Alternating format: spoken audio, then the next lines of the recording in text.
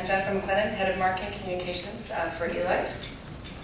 And it's a pleasure to be a part of this session. I think it is aptly themed, and a pleasure to be a part of a seminar that's so well organized. You guys are a great team. So what I'm going to do with, I'm sure, no more than 25 minutes is describe a bit for you what eLife is, what we've set out to do, how we're approaching our fairly ambitious aims, and then take a moment and assess where we've come to so far, and invite you to talk with me about how successful we've been in these aims to date. We are brand new, we are a startup. eLife was announced in June of 2011 by the funders of research, by Howard Hughes Medical Institute, the Max Planck Society in Germany, and the Wellcome Trust. And they announced that they were going to be introducing a new open access journal into the space. And then they hired the editor-in-chief and the executive director, and I was third to come on in December of 2011. So, you know, in some ways, cart before the horse, but we did deliver a fantastic journal by the end of December, so it's all been a bit quick. So taking just a step back on what eLife is. eLife is much more than a journal. We're a very unique collaboration between the funders and the practitioners of research. So these three funding organizations coming together with scientists to do something different in scholarly publishing and scientific publishing. I'll tell you a bit about how they want to create change in just a minute. The first step was to have a very high-level meeting. I think it was at Genelia Farms in early 2011. It was actually December 2010. And they just talked about how the funders could get involved. What can they do?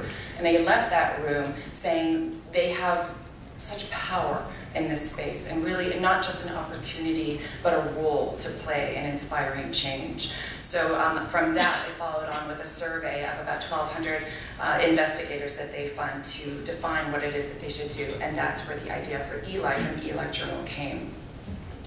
So the three and a half goals of the eLife initiative are, first, to make publishing more efficient. So a lot of people in that room were really sick of waiting 30 months for the final decisions on their papers, of editors changing midstream, of having to do whole new experiments or all new rounds of experiments without knowing if their paper was even going to be accepted. So I should take a step back and say that what we're talking about, what eLife focuses on, is life sciences and biomedical research, and just the very, very best. So the interest of these organizations is in funding the very best, the most innovative science, and so they've set up eLife to be a venue for publishing what's considered the most influential discoveries in the world, life sciences and biomedical research. So in that sphere, a peer review can be a real pain in the tail. So they want to change that. They want to make it fast. So they want to put scientists at the front so that people on the front lines of science are making quick decisions, are poised to make quick decisions on their peers' works. They want to bring digital media into the mainstream of what publishing is doing. They want to drive open access. So they perceived, you may know that the Wellcome Trust has been very, very aggressive in supporting open access. HHMI has also played a leading role, and the Max Planck Society is the convener of the Berlin Open Access Series. So they're very vested in this. But their perception was that open access is held up by those very important papers, right? When it comes down to a career-making paper for a postdoc or an early career professional, they want to put it in Cell, Nature, and Science, you know, and they're not fully open access publications, so there was perceived an opportunity there to crack it open. And then the sum of all of this is to inspire change in research communication. Yes, we are a journal. You know, I do like to say that we are much more than a journal. We're an initiative. You know, where will this initiative go once this journal is fully, you know, in flight? We don't know. But the starting point is a venue, is an open access journal for the very best in science. So here it is. It's a thing to behold, and I would like to talk in some more detail in just a minute. So how are we making it work? I'm going to talk through 5 aspects of how we're realizing these very, very ambitious aims. The first thing is through prestige. We have to establish that eLife is a venue, is a project for world-class science. The second is by transforming peer review. The third is by driving open access. The fourth is by bringing those technologies into the mainstream, into the heart of the conversations around science. And the fifth is experimentation. So I'm going to walk through where we've come with each of those things and then ask you to talk with me about whether it's working or not. So, first and foremost, the people behind eLife are what drive its success. We're a very small team. The model is that we have the academics do our work for us. Ha ha ha. But we've got a great small team based in Cambridge, except for me, driving eLife. So Mark Patterson, you may know from Public Library of Science. Ian Mulvaney, you may know from Mendeley, etc. So the first leg in our stool, to beat an analogy to death, is world-class backing, right? Establishing the prestige of the project. And that begins with the reputations of these three organizations.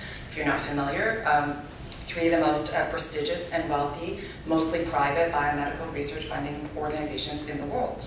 HHMI is a $16 billion endowment. Last year they funded $800 million in biomedical research. Max Planck is 16 billion euros, and Wellcome Trust, I can never remember exactly, but you may know they're very, very prolific in their funding in the UK. So that needs to be followed on, as we all know as publishers, with a world-class science team. So here they are. Randy Sheckman is our editor-in-chief, and he's recruited this wonderful group of another 20 senior editors who are the front gate for all of the papers that come into eLife. They're responsible for making all the initial decisions, and I'll break down the process in just a minute. And then they went out and recruited a board of 175 handling editors. So these are the guys who actually bring the referees together and help to realize our novel approach to peer review process.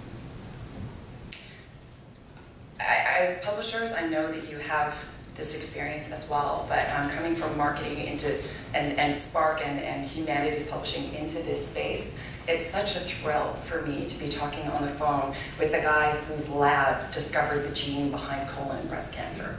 It's really exciting stuff. So that's the first part. So that's the prestige of the project. That's how we say, no impact factor, we'll never mind. How about Hughes? Nature's been around for 100 years, well, so has Max Planck.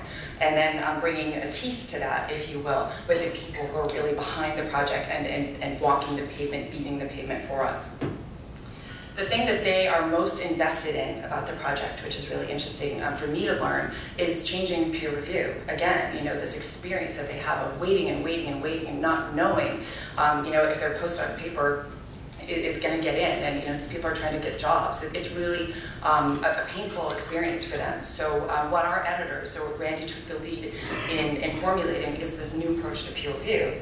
So the first step in the process is a triage decision. So one of these scientists who represent the top of their fields, these 14 different disciplines that we cover in life science and biomedicine, within 2 to 5 days, one of those people will say whether this paper is going to go for review or not, within 2 to 5 days. So people are increasing speeds across the board, but that's pretty good.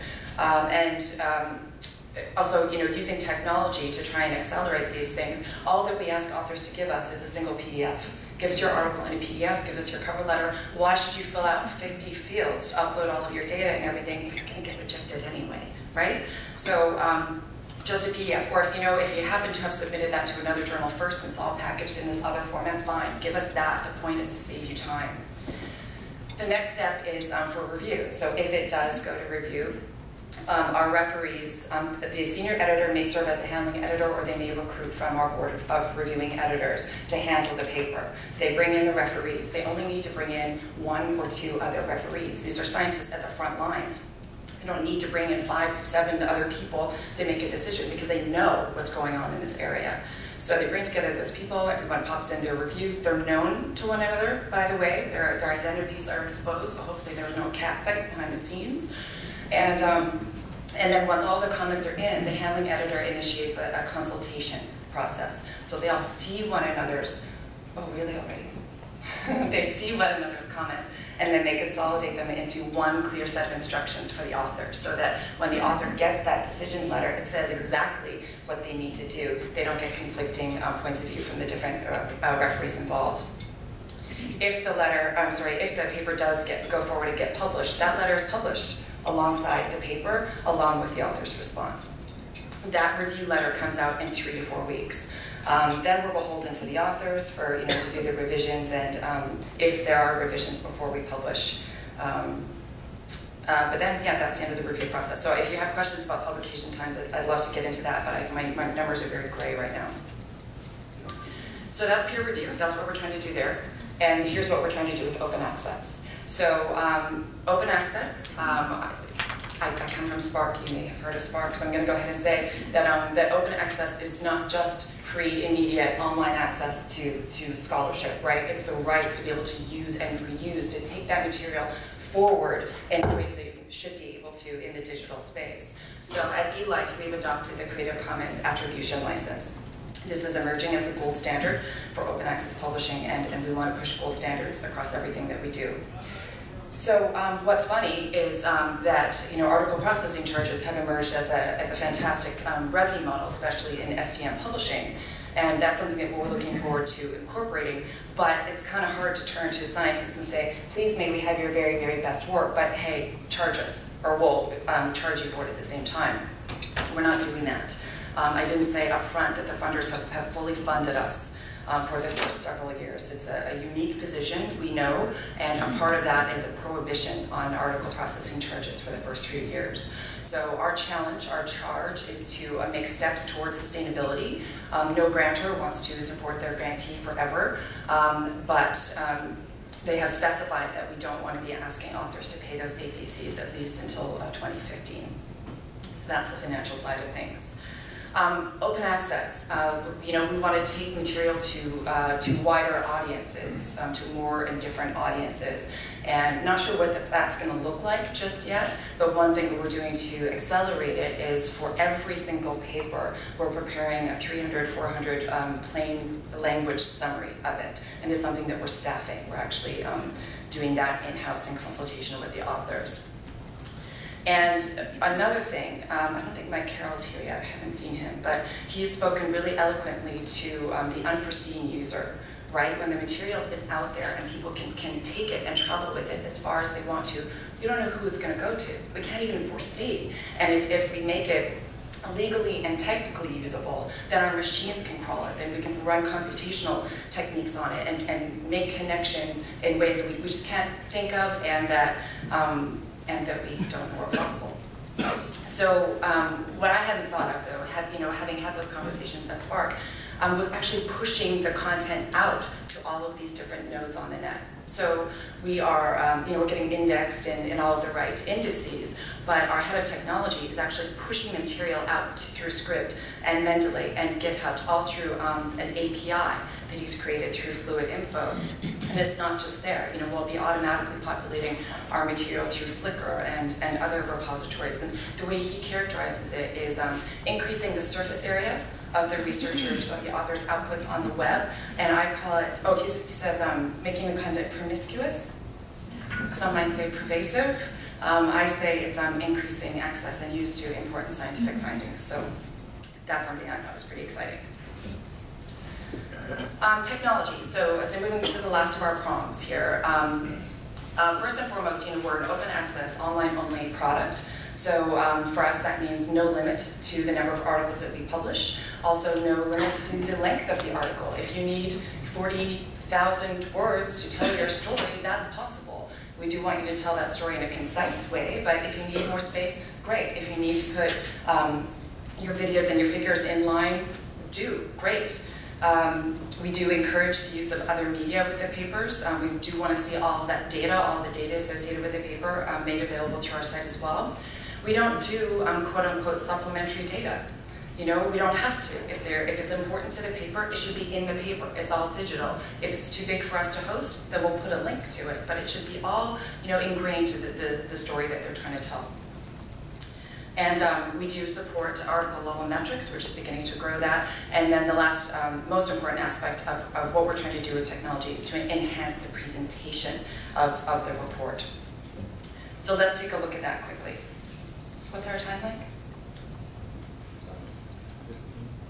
What's that? Okay, good, great. So here it is. This is the ELive Journal.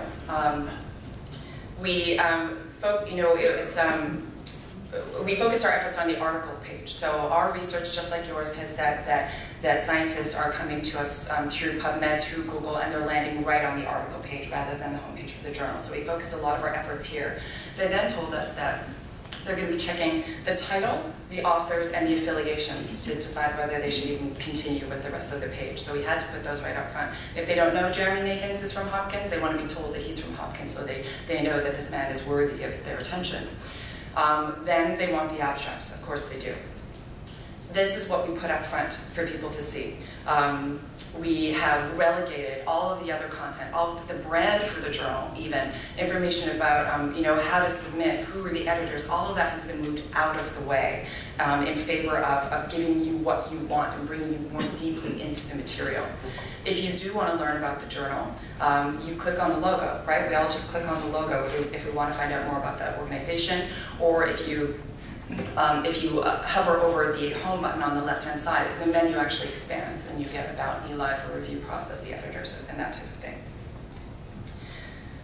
Same thing with the PDF. They do have a tendency to just go to the PDF, abstract's great, oh, let's go, forget this online stuff. And what we've done with the PDF is very similar. We tried to relegate the information that they don't want to have, but what's interesting is we did adopt a one-column design for the PDF because they said they were reading on their laptops, desktops, and iPads, and the two-column design can be a little annoying to read sometimes. If they stick around for a minute, they'll notice that you can expand and collapse these sections within the article, so the abstract collapse, and you can expand the eLife digest if that's what you're interested in, and you can jump to all of the different elements within the piece. The figures are pretty great. They display inline. You can download and view them in PowerPoint and all of that, but if you hover over, if there are additional figures associated with the primary, if you hover over the others, they change inline. You can view them all in one space without interrupting the narrative of the story. And Helen, I see you. We have to thank Hyatt for their partnership in developing all of this. The Drupal front end is a miracle. So references can be sorted.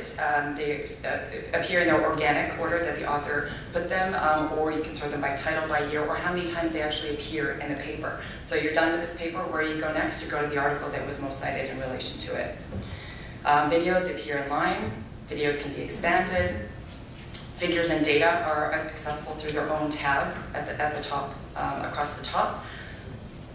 And we do make metrics available for every piece. So naturally, I picked the most popular article from last week.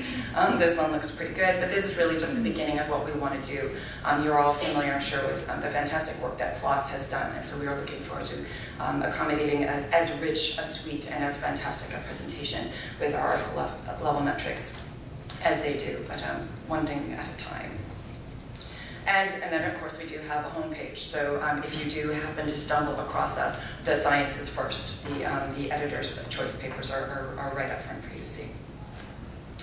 And just to offer a nod in our own direction, an Australian design firm stepped out and spoke in favor of the eLife journal design, saying that we are bringing to bear the principles of web design and science communication in a way that they perceived to be valuable and pointing to the potential for innovation in this space. So the last thing, good. So the last thing that we're working to do is really to make sure and always experiment, to always look forward to doing new things, to how we can contribute, how we can advance science and science communication from our position and from how we're trying to contribute to science publishing. So first I'm going to go here. EJP was going to be represented by, is she here? Is her name on the list? What's that? Anna, is she here? She's here. Okay, so for Anna, because Anna was coming, I wanted to make sure and highlight that EJP did a wonderful, wonderful job with us. You know, as a startup, we don't have legacy systems and stuff to work with, but also, you know, we're all publishing professionals, and we challenge ourselves every day to say, do we have to do it this way? Could we do it a different way? You know, what's the best way to do it? So when we were working with EJP, they said, okay, great, you need to, you know, brand your portal. Where's your logo? Like, well, is that all we can do? What are the limits? Well, there are no limits. No width, no colors, no limits. Oh, okay. We had to redesign the whole thing. thing.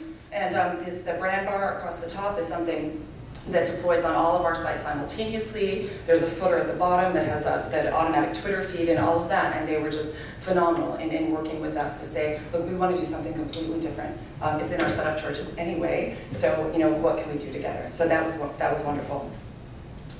And now I'm going to ask you to please don't egg me, but actually pushing out content October 15th through Pubmed Central, GitHub Script, and Mendeley is something that we did because we thought we were serving authors, right? So we knew from the get-go that we were going to have fantastic papers in the queue. This is our charge. This is what our editors do, is get out there and find the fantastic papers. So, as I described the peer review process, we're trying to accelerate the pace at which we get papers out there. So did it make sense then to open our submission system in June and then sit on them until December 15th, or that very great date before we knew we were going to have a journal site?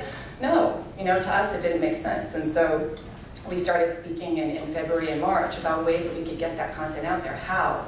And our board made it very clear to us that if you put it out there, anything you put out there, it better be glorious to behold, because you can't just slap a PDF up on the website and call that publish. That's unacceptable. So that's why we tried to find other ways that we could get content out there sooner, and Pubmed Central was supportive and flexible in working with us on that.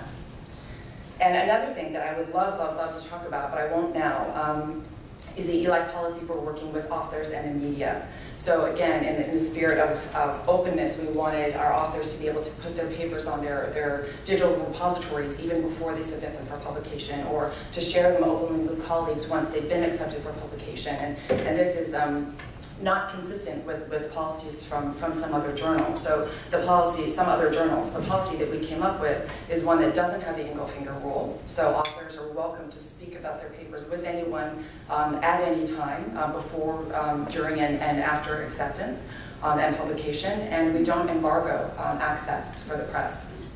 We don't provide advance access to the press before the content is made openly available. It's made openly available to everyone at the same time. So I could talk about that for an hour, but I won't. So if anyone's interested, please speak to me after. So that's what we set out to do. Those are the ways in which we're trying to advance the eLife goals.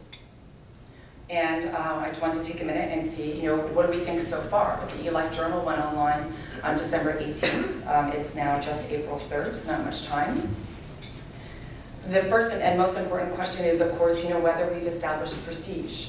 Regardless of how we might feel about impact factor, the factor means that that's what authors are asking for, right? Before we had a journal, we were selling vaporware. Well, what's the impact factor? And now we have a journal. It's been out 4 months. Well, what's the impact factor? I don't have that. I'm not sure I'm ever going to use it, but I don't have it. What I have are, 3 of the world's most prestigious biomedical research funders. We've got Randy Sheckman, I've got Fiona Watt. What's your field? Cancer? Well, how about Charles Sawyer, right? This is how we try and build the reputations. But that's still vaporware until you're publishing your papers. And so we have to take a look at the science. Does the science meet the criteria or the expectations that we outline for eLife as a product? And I'd say, yeah. It's subjective. Our editors are the first to admit that, but we're getting some celebrities, and we're getting some really, really important work. So my vote is for yes on that one. Obviously, their affiliations have to do with the credibility of the authors. We're getting submissions from those sites around the world. And then I would ask also, who's sitting up and paying attention to eLife as a measure of prestige? And we've got Nobel Prize winners, bending arms, getting papers for us, so they're paying attention. The media is one measure, at least for nature and science. They work very, very closely with the media, so that's a measure in my mind, and we've had success working with the media. And who's contributing to the journal? Who's getting involved? And I think that some of our features contributors, Richard Smith, Henry Bourne, getting involved, that's also a sign of engagement, support, and respect for the project. Citations, obviously, maybe another measure, but those will come later. We're seeing them trickle in, but I'm looking forward to seeing those grow. Are we changing peer review? second most important thing, or most important to our authors and our editors. And I apologize for putting this horrible block of text in front of you, but we've been asking our authors and our editors how they feel about the process, whether they think it's working, and I'm gonna check off that box as well. They're very happy. They're rejected authors as well, despite those few requests for the review. What are those called? Disputes. They say, thanks, at least you gave me a quick decision. I wasn't waiting around for weeks and weeks to say that, to just hear that you're going to tell me no. But what this guy does is summarize it very well. I think he says toward the middle that we gave him a decision without the typical, often lengthy, redundant, and sometimes contradictory individual critiques that they've come to expect. So, some of our authors or editors have said that people are preparing partial papers now. They just bring them to 60% completion because they expect the journal to say you have to do all these other experiments and revisions, so why bother giving them something that's complete? That has to change. That's got to change. So I'm checking that box as well. I know I'm biased, but I'm going to go ahead and do it. I think it's maybe too soon too soon for us to judge eLife's contribution to open access technology and experimentation. You may disagree. Open access, our intent is to crack it open, to say you've got that career-making paper, well, here's a venue that you can respect alongside those 3 most prestigious journals in the world. And we're making great progress, but I'm not sure we're there yet. There's too much skepticism in the marketplace, but I think we're making good strides. Technology, our journal is just version 1. We have got so much in mind and so much space to grow. Article level metrics are just one element in that conversation, but I think that we've got the right mentality and the right man at the helm, so really excited about where we're going to go with that. And experimentation, the media policy is a full-on experiment. We're just now talking to press officers in the media about what they think about it, and they tell us that they hate it, so we'll find out. EJP, I think that's a resounding success. But we're just still gathering data and still willing to take risks. A question for you is, are we inspiring? Because the whole point of this is to help move the system in a new direction. For somebody to step in and begin to take the risks with the resources that others are not willing or able to do. As small publishers, it's pretty darn hard.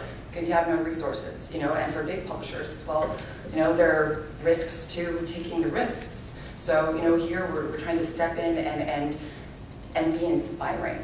So, my question for you is any of this, excite you? Is there any creative energy in this where you think, hey, I want to use a sans serif font on my journal too? I'd love to talk to you about that, because that's a part of the point. If we do this in isolation, then we're not as effective. So I'm done. I am done. Just what's next for eLife as a startup? We're going to continue to build. So we want to ramp up our publishing volume. We're happy with it as it is, but it's got to keep going. It's had to get bigger and bigger. We are not a mega journal, by the way. I hope I haven't left any confusion about that. But we are a very, very rigorous Highgate journal. The journal site, again, iteration 1. So there will be many, many iterations on that. The sprints system that we've adopted with Highwire looks really great and promising. We're working on our long-term plan, right? What do the next 5 to 10 years look like? We will be introducing APCs, so we've got to break that news to authors shortly. And then the other objective is really just to stay on our toes, right? Watch out for what's next and be ready to experiment and do things differently. And that's all I've got. Thank you very much.